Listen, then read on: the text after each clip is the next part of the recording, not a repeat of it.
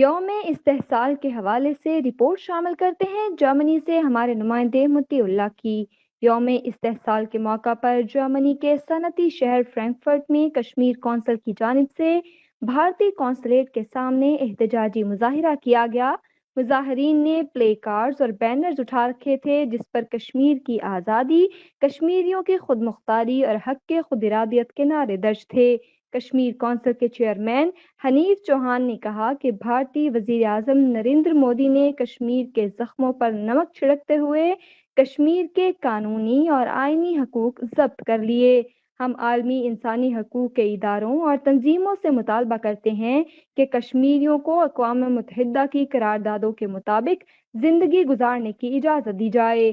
گزشتہ 74 سالوں سے اپنے ہی گھر میں پابند سلاسل کشمیری قوم عالمی اداروں کی طرف دیکھ رہے ہیں۔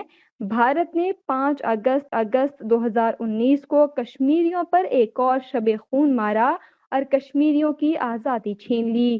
عالمی برادری کشمیر کے مسلمانوں کو انصاف دلانے میں اپنا کردار ادا کرے۔